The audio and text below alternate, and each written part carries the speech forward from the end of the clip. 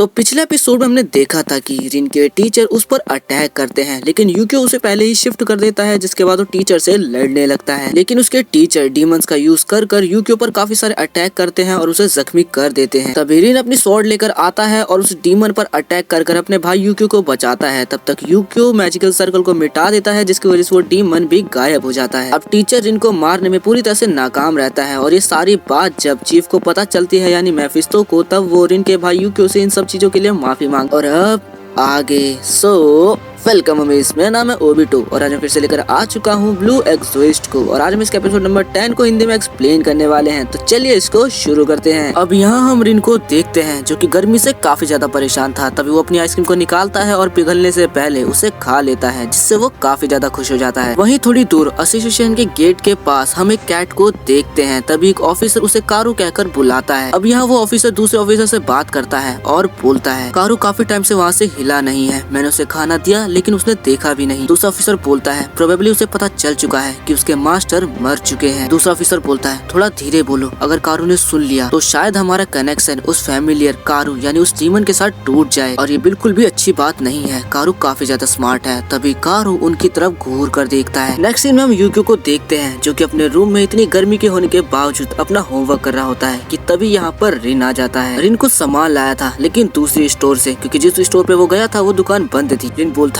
आखिर यहाँ इतनी गर्मी क्यों है, ये स्कूल तो अमीर बच्चों का है ना, तो कम से कम इन्हें हमें एक एयर कंडीशनर तो अवेलेबल करवाना ही चाहिए। यूक्यो बोलता है ये बिल्डिंग काफी ज्यादा पुरानी है, इसमें एयर कंडीशन नहीं हो सकता, और वैसे भी हम बचपन से ही बिना एयर कंडीशन के ग्रो हुए हैं, तो हमें एयर कंडीशनर की जरूरत भी नहीं है। बाय द वे, क्या तुम मेरा वो वाटर लाए जो मैंने तुम्हें लाने को कहा था? ओह सॉरी, मैं भूल गया, लेकिन मैं तो आइसक्रीम लाया हूँ, क्या तुम खाना चाहोगे? लेकिन यूक्यो इसके लिए साफ मना कर देता है, जिसके बाद रिन ही उस आइसक्रीम को खाने लगता है। अब रिन बोलता है आखिर क्यों संडे को भी मुझे ये रिपोर्ट बनानी पड़ रही है और ऐसा होमवर्क करना पड़ रहा है, जबकि अब तो मैं एक एक्सवायर भी बन चुका हूँ। इसके बाद रिंग एक रैंक वाली बुक उठाकर उसमें सबकी रैंक को चेक करने लगता है और वो पाता है कि उसकी रैंक अभी भी सबसे नीचे है। अब वो यूक्यो से पूछता है आखिर तुम्हारी रैंक क्या है? यूक्यो बताता है मिडिल फर्स्ट। रिन चेक करता है और यूक्यो पे हंसने लगता है, क्योंकि यूक्यो की रैंक अभी भी सबसे ज्यादा नहीं है, लेकिन यहाँ जिसकी रैंक सबसे ऊपर होती है उसको पैलोडीन कहते हैं। अब रिन बोलता है आखिर कब मुझे मेरे मिशन मिलेंगे, मैं भी जल्दी से पैलोडीन बनना चाहता हूँ। इस बात को सुनकर यूक्यो थोड़ा गुस्सा हो जाता है और बोलता है पैलोडीन बनना इतना भी आसान नहीं है, उनके मिशन बहुत ज्यादा डेंजरस होते हैं। पैलोडीन होना सिर्फ एक रैंक नहीं या कोई टाइटल नहीं है, वो अपने आप में ही काफी महान होते हैं। और ऐसे ही काफी सारी बातें वो रिन को सुनाने लगता है, जिसके बाद रिन उससे सॉरी बोलता है, लेकिन यूक्यो नहीं मानता और बोलता है तुम हमेशा अपनी स्वॉर्ड को क्यों निकाल लेते हो? सारे इंस्पेक्टर नोटिस कर रहे हैं कि तुम अपनी स्वॉर्ड को निकाल रहे हो और इसीलिए उन्हें लगता है कि तुम जल्द ही शैतान के पोजेस्ड बन जाओगे। तुम्हें बिना स्वॉर्ड निकाले ही काफी कुछ करना होगा और एक पैलोडीन बनने के लिए ये बहुत जरूरी है। अब रिन गुस्से में आ जाता है और सॉरी बोलने के बजाय वो भी यूक्यो को सुनाने लगता है और यूक्यो के चश्मे की वजह से वो उसे 4 आंखों वाला कहता है। इस बात पर दोनों की बहस हो जाती है। तब रिन खड़ा होकर यूक्यो के चश्मे को हवा में फेंक देता है, जिसके बाद वो टूटकर वापस से यूक्यो की आंखों पर लग जाता है। ये देखकर पहले रिन तो हंसता है, लेकिन उसके बाद वो माफी मांग लेता है। तभी यूक्यो को मिशन के लिए कॉल आती है, जिसके बाद रिन उससे पूछता है आखिर क्या हुआ? ये बोलता है इससे तुम्हारा कुछ लेना देना नहीं है। जिसके बाद अपनी ड्रॉर खोलता है और वहाँ उसने काफी सारे ग्लासेस रखे थे, जिसमें से एक लगाकर यूक्यो यहाँ से चला जाता है। अब यूक्यो एक बॉक्स को लेकर मिशन वाली जगह पर पहुंच जाता है और अपना कार्ड दिखाकर अंदर चला जाता है, लेकिन तभी रिन उसके पीछे आ जाता है। यूक्यो उसे वापस जाने को कहता है, लेकिन रिन नहीं मानता, जिसके बाद यूक्यो को उसे अपने साथ लेकर जाना पड़ता है। और अब वो लोग गेट के पास आकर देखते हैं तो पाते हैं कि कारू कैट बहुत बड़ी हो चुकी है और उसकी 2 टेल्स हैं। वो काफी ज्यादा गुस्से में है, लेकिन रिन उसकी आवाज सुन पाता है और वो कैट बोल रही थी तुम सब झूठे हो, तुम सब बिल्कुल झूठे हो, वो नहीं मर सकता। तभी वो एक ऑफिसर के पास जाते हैं जो कि जख्मी था। वो बताता है कारू कैट अचानक से ही हमला करने लग गई, क्योंकि शायद उसे पता चल गया कि तुम्हारे फादर मर चुके हैं। यूक्यो बोलता है आप चिंता मत करिए, हम इसे जल्दी खत्म कर देंगे। रिन पूछता है तुम्हारा इससे मतलब क्या है, और आखिर इसका हमारे फादर के साथ क्या संबंध है? क्या ये फादर की फैमिलियर है? यूक्यो बताता है ये कैट एक डीमन है, लेकिन ये ह्यूमंस की फैमिलियर है और वो लोग इसे वॉरशिप पे इस्तेमाल करते हैं, और ये कैट 1000 सालों से जी रही है। अब हमें दिखाया जाता है कि कारू कैट पहले एक टेम्पल में रहती थी, जहाँ उसका मालिक मैन्युफैक्चरिंग का काम करता था। टेम्पल में रहने की वजह से कारू कैट सभी की बहुत ज्यादा फेवरेट थी, सभी लोग उसके लिए खाना लाते थे, लेकिन उसके मालिक देख के मरने के बाद कोई भी उस टेम्पल में नहीं आता था और कारू कैट अकेली रह गई। तब एक दिन लोग उस टेम्पल को भी तोड़ने आ गए और कारू कैट का घर उससे छिन गया और तब वो एक डीमन बन गई। यहाँ सभी लोग कारू कैट पे फायर करते हैं लेकिन कारू कैट को कुछ नहीं होता। तभी एक लड़की उसके ऊपर होली वाटर फेंकती है लेकिन उससे भी कारू को कुछ नहीं होता। कारू उस पर अटैक कर देती है लेकिन वो लड़की बच जाती है, जिसके बाद सभी लोग उस पर होली वाटर फेंकते हैं लेकिन कारू को तब भी कुछ नहीं होता। यहाँ सभी लोग उस पर अटैक कर रहे थे, कोई फायर कर रहा था तो कोई होली वाटर फेंक रहा था लेकिन कारू को कुछ नहीं होता। अब कारू उन पर अटैक करती है और उनमें से 2 को नीचे गिरा देती है और तभी यूक्यो यहाँ पर पहुँच जाता है। इंस्ट्रक्टर बताता है कि होली वाटर और बाकी चीजों से भी कारू को कुछ फर्क नहीं पड़ रहा और यहाँ कारू काफी गुस्से में होती है और रिन को उसके बाद सुनाई दे रही थी। कारू बोलती है, तुम झूठे हो, तुम सब के सब झूठे हो, उसने मुझे नहीं बताया। तभी इंस्ट्रक्टर यूक्यो से बोलता है, तुम्हारे फादर फुजिमोटो ने तुम्हें बताया होगा कि कारू से कैसे निपटना है। तब उनमें से एक ऑफिसर बोलती है, यूक्यो तुम्हें याद है ना, उस मिशन पर तुम भी तो हमारे साथ थे। तब हमें दिखाया जाता है कि यूक्यो अपने फादर और बाकी इंस्ट्रक्टर के साथ एक मिशन पर था जहाँ पर कंस्ट्रक्शन हो रहा था। वहाँ पर काफी ज्यादा तबाही मच रही थी और उसके पीछे कारू का हाथ था। उस दिन भी कुछ ऐसी ही सिचुएशन थी और कारू सब पर अटैक करी जा रही थी लेकिन तब फुजिमोटो यानी यूक्यो के फादर ने कारू के साथ बात कर और उसको एक शराब ऑफर कर अपना फैमिलियर और अपना दोस्त बना लिया। और ये जानने के बाद रिन को पता चलता है कि सिर्फ उसके फादर ही पैलोडीन बन पाए थे। यूक्यो बताता है उसके बाद फादर ने कारू के साथ कॉन्ट्रैक्ट बनाया और उसका नाम कारू रखा और कारू को गार्ड की नौकरी दी। अब ऑफिसर बोलते हैं, तुम्हारे फादर ने तुम्हें इससे निपटने का कोई ना कोई तरीका तो बताया ही होगा, हमारी मदद करो यूक्यो। यूक्यो बोलता है, ऐसे सिचुएशन के लिए मेरे फादर ने मुझे ये बॉक्स दिया था और कहा था अगर कभी कारू को कोई भी कंट्रोल ना कर पाए तो ये बॉक्स कारू के लिए काफी है। और यूक्यो को लगता है कि उसके फादर उसे मारने की बात कर रहे हैं और इसलिए यूक्यो बोलता है, मुझे नहीं पता आखिर इस बॉक्स में क्या चीज है और वो कितनी खतरनाक हो सकती है, शायद वो बहुत ज्यादा पावरफुल भी हो, तो इस काम को मैं अकेले ही करूंगा और इस कारू को मार दूंगा। सुनकर रिन चौंक जाता है। तभी उसे कारू की दोबारा से आवाज आती है। कारू बोलती है, तुम सब झूठे हो, शिरो काफी ज्यादा स्ट्रॉन्ग था, वो नहीं मर सकता। और यहाँ शिरो यानी कि रिन के फादर अब यूक्यो सबको पीछे होने को बोलता है, जिसके बाद सारे इंस्ट्रक्टर पीछे भी हो जाते हैं और सिर्फ रिन और यूक्यो यहीं पर खड़े रहते हैं। यहाँ कारू दोबारा बोलती है, वो वापस आएगा, शिरो वापस आएगा, वो जरूर वापस आएगा। अब यूक्यो रिन से बोलता है, तुम भी पीछे हट जाओ, पता नहीं इसमें क्या है, शायद वो तुम पर भी काम करे क्योंकि तुम भी एक डीमन हो। रिन बोलता है, वो सिर्फ गुस्से में है। ये सुनकर यूक्यो हैरान हो जाता है और बोलता है, आखिर तुम्हें कैसे पता? रिन बोलता है, पता नहीं कैसे, लेकिन मैं उसके बाद सुन पा रहा हूँ, शायद ये डीमन टू डीमन टेलीपैथी है। वैसे क्या तुम उसे मारने वाले हो? यूक्यो बोलता है, हाँ मैं उसे मारने वाला हूँ क्योंकि इतने बड़े डीमन को टीमर नहीं किया जा सकता। रिन बोलता है, तो इससे पहले मुझे उससे कॉन्वर्सेशन करने दो। यूक्यो बोलता है, क्या तुम पागल हो गए हो? तुम उससे बात करने की बात क्यों कर रहे हो? रिन बोलता है, बस मुझे एक बार ट्राई करने दो, चिंता मत करो, मैं अपनी स्वॉर्ड को बाहर नहीं निकालूंगा और तुम्हारे बताए मुताबिक मैं अपने हाथों से ही लड़ूंगा। अब रिन कारू के सामने खड़ा हो जाता है और बोलता है, हे मेरी बात ध्यान से सुनो, मैं शिरो का बेटा हूँ, रिन अकुमरा। ये सुनकर कारू थोड़ा शांत हो जाता है। तभी रिन दोबारा बोलता है, शिरो मर चुका है, मेरे फादर मर चुके हैं, वो मर चुके हैं। यहाँ कारू बोलता है, तुम झूठ बोल रहे हो, लेकिन रिन बोलता है, वो मर चुके हैं। इससे कारू को और भी ज्यादा गुस्सा आ जाता है और रिन पर अटैक करने के लिए उसकी तरफ बढ़ती है। तभी रिन अपने सर से उसके सर पर अटैक करता है और कारू नीचे गिर जाती है। और ये देखकर यूक्यो एकदम हैरान हो जाता है और सोचता है उसने अपने सर का इस्तेमाल किया। अब रिन कारू से बोलता है, तुम मेरे फादर से बहुत ज्यादा प्यार करती थी और उसके मरने के बाद तुम उनके लिए काफी ज्यादा दुखी हो, मेरा भी कुछ ऐसा ही हाल है, चलो दोस्त बन जाए। और उसकी तरफ अपना हाथ बढ़ाता है। तब यूक्यो को रिन के अंदर उसके फादर दिखाई देते हैं क्योंकि उसके फादर ने भी सेम ऐसा ही किया था और यही सेम चीज कारू भी रिन के अंदर देख पाता है। जिसके बाद वो शिरो के साथ बिताए अपने हर लम्हे को याद कर रोने लग जाती है और वापस से अपने नॉर्मल साइज में आ जाती है। और ये देखकर सभी लोग एकदम हैरान हो जाते हैं और ये सब दूर से मेफिस्टो और उसका भाई देख रहे होते हैं। और अब मेफिस्टो अपने भाई से बोलता है, तो तुम्हारा क्या कहना है रिन के बारे में? वो बोलता है, इसमें कोई शक नहीं कि वो स्ट्रॉन्ग है, लेकिन एक बार में मैं उसे जज नहीं कर सकता। अब इसके बाद वो यहाँ से चला जाता है। यहाँ शाम के समय हम रिन को उस कारू के साथ बैठा देखते हैं। तभी यहाँ यूक्यो आता है और वो बोलता है, तुमने इसे अपना फैमिलियर बना लिया है तो अब ये तुम्हारे साथ रहेगा और मैंने इसकी परमिशन ले ली है। कारू यूक्यो के हाथ में उस बॉक्स को देखकर उसे सूंघने लगती है और रिन से बोलती है, ये शिरो का गिफ्ट है। ये बात रिन अपने भाई यूक्यो को बताता है, जिसके बाद यूक्यो उस बॉक्स को खोलता है और पाता है कि इसके अंदर वाइन है और ये वही वाइन है जिसे देखकर यूक्यो के फादर ने कारू को अपना दोस्त बनाया था और वो दोनों हमेशा इसे पिया करते थे। इस बात से यूक्यो समझ जाता है कि उसके फादर कभी कारू को मार नहीं सकते क्योंकि उन्हें हमेशा से पता था कि कारू को क्या चाहिए। अब यहाँ यूक्यो कारू को वो शराब पिला देता है, जिसके बाद कारू काफी ज्यादा खुश हो जाती है। और इसी के साथ ये वाला एपिसोड यहीं पर खत्म हो जाता है और अब हम मिलेंगे नेक्स्ट एपिसोड में। एंड गाइस, मेरे सेकंड चैनल पर सोलो लेवलिंग की एक मांगा एक्सप्लेनेशन वीडियो आने वाली है जो कि काफी कमाल की होगी, तो उसके लिए मेरे चैनल को अभी सब्सक्राइब कर ले। डिस्क्रिप्शन में आपको उसका लिंक मिल जाएगा।